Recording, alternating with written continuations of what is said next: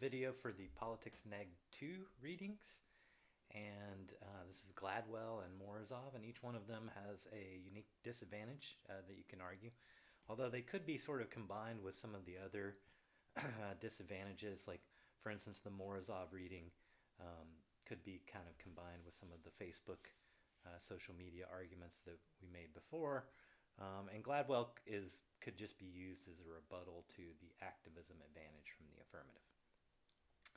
Um, Authoritarianism disadvantage from Morozov is what we can call this.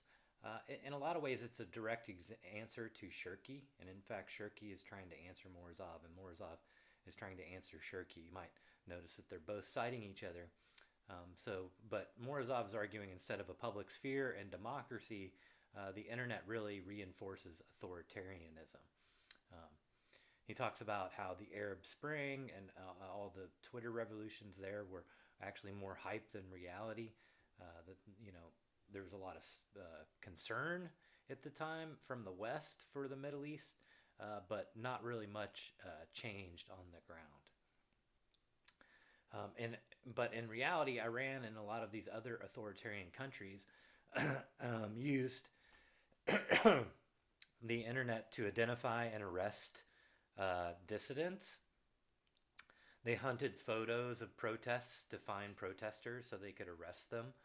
Um, and they made a fake video of them burning an Ayatollah portrait, which would have doomed the group because the Ayatollah is a religious figure. So it allowed them to present misinformation or disinformation that hurt the activist instead. They sent threatening messages to activists via Facebook and to other people who were considering joining the protests. And they used texts to warn Iranians from the protests. They, would send out a mass text and say, "Hey, we're going to arrest anybody, or there might be violence, or that kind of thing," as a way to discourage people from attending the protest. There's a second part of this reading that talks also about how the internet allows authoritarian governments to use popular culture and consumerism as a way to stop dissidents or stop activists, right?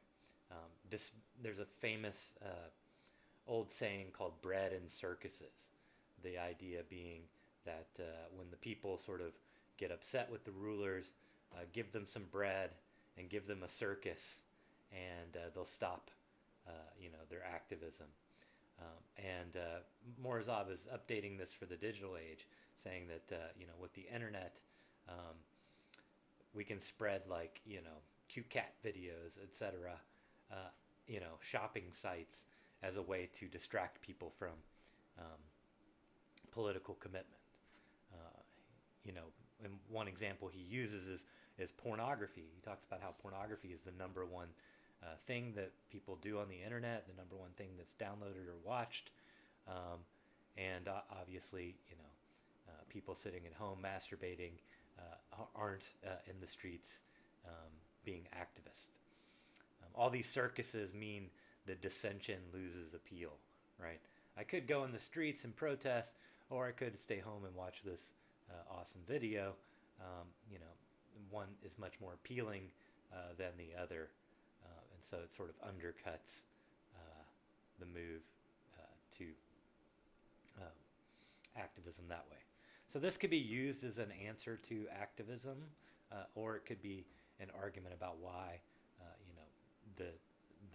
this actually undermines democracy instead of promoting democracy.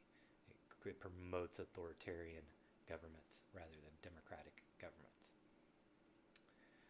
The second disadvantage is from the Gladwell reading, and a lot of people have called this slacktivism. The idea is that the internet makes it seem like we're being activists. We can sign petitions, we can retweet, we can comment, etc. Very easily, but the type of actual commitment that it takes to be a real activist is not there. So we're being slacker activists instead of real activists. He starts off by talking about how the civil rights movement happened without social media, and it required it was dangerous. It required sacrifice of people's physical safety as well as their time. Um, and he has some statistics about how most of the people involved and in other revolutions in other places had strong ties. That is, if you're going to risk, being beaten, you're not going to do that just for an acquaintance. You're only going to do that for uh, strong friends or strong family members. And he has some statistics about 80% of people involved in these movements got involved because of a strong tie. I went to the Civil Rights Museum in Atlanta, Georgia, a few years back, and they had this amazing, exhibit where you could go in this room and you put on headphones, and they had the sound in 3 dimensions. And what was going on was you were one of the protesters, right? So you were doing a sit-in and you were sitting there, and they had sounds all around you, and the sounds were of people like breaking bottles and threatening you and calling you names, and suddenly someone over here would be like, I'm gonna cut you, or something like that. And it was really emotionally powerful, but it really also drove home this point that this was scary.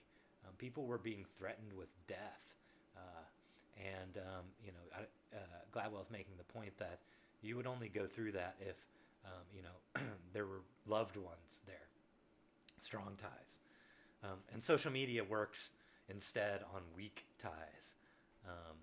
That is, social media allows us to expand our acquaintances pretty easily, but it doesn't sort of form the same strong bonds. Social media is good at diffusion and collaboration. That is, we can get the message out really fast, diffuse the message via social media, and we can organize or collaborate really quickly. So, things like the Women's March that we talked about with the activism advantage can organize and get everybody together really quickly. But it seldom leads to high-risk activism. There's, again, not much evidence that this collaboration that happened online leads to people, engaged in civil disobedience or willing to be arrested for their cause.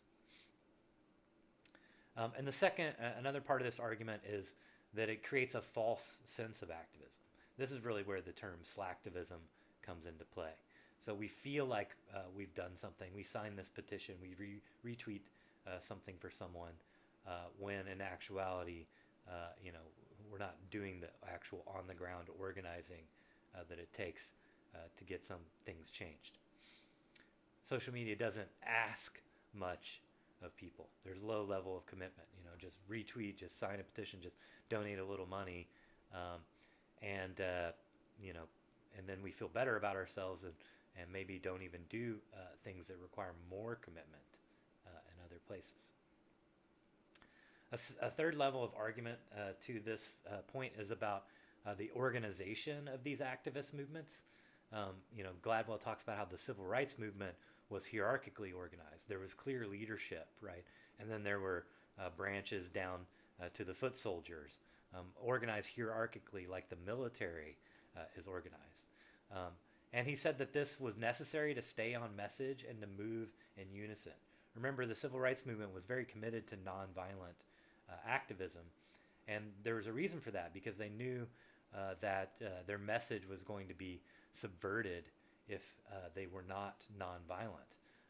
So they all had to stay nonviolent. They all dressed in their Sunday best. If you ever look at the pictures of fire hoses being turned on the protesters, you might notice that they're all dressed very nice. And that was a message, orders given from the top. The top said, remain nonviolent, dress in your Sunday best, because these things are going to end up in the newspapers and on TV. If people had gone off message, if they, looked like thugs, or, if they had, got turned violent or something like that, then the media stories would have been different. He talks about how social media activism is not like this. They're based on networks instead of hierarchies, right? It's a bunch of loosely organized groups and ties in a network without a clear leader, right? Um, and he says that's not good for a coherent philosophy and strategy. I think you can see this with Occupy. Occupy, had a bunch of loosely connected groups, but one of the big complaints and one of the reasons it sort of fizzled out was what were its demands, right? What was Occupy asking? Um, and the group, because it worked on consensus, couldn't ever come to a consensus about what those demands were. And because of that, it was easy to ignore or dismiss eventually. And when everyone has an equal say, it takes forever to make a decision, right? And maybe sometimes it leads to decision paralysis where we can't make decisions because there's too many voices arguing and stuff. So that's the two main disadvantages here. Briefly, a little bit of rebuttals to these, although we will talk about them, on the rebuttal day, which should be today, actually. But for slacktivism, obviously you can use all of your activism arguments against this. I think you can also argue that, Gladwell is sort of making a false dichotomy between activism online and activism offline, that online can be a way to promote offline. It can promote hierarchical movements. It can promote strong movements and help them organize as well. It can get strong ties together as much as it can get weak ties together. In fact, you might argue that social media and such can be like a gateway for people to be stronger activists, right? So they get concerned about an issue because of social media, and then they move on to being stronger activists. For the authoritarianism argument, I think this runs into the Shirky arguments really directly, right? Shirky's saying we shouldn't judge this just based on its use as a tool. And Gladwell and Morozov is kind of saying this can be a tool for authoritarian governments, right? And Shirky's saying in the long run, yeah, it can be a tool for activists, it can be a tool for authoritarian governments, but in the long run, because of all the public discussion and stuff, it will promote democracy. It becomes harder for authoritarian governments to crack down in the long run because information is so free online and discussion is so easy online. In fact, Shirky says the fact that authoritarian governments are trying to use this and trying to crack down on this is proof that these are such strong tools for promoting democracy.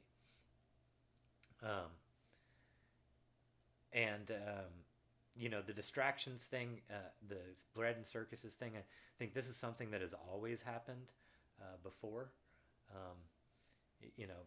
Authoritarian governments have always used circuses and bread and circuses to distract people.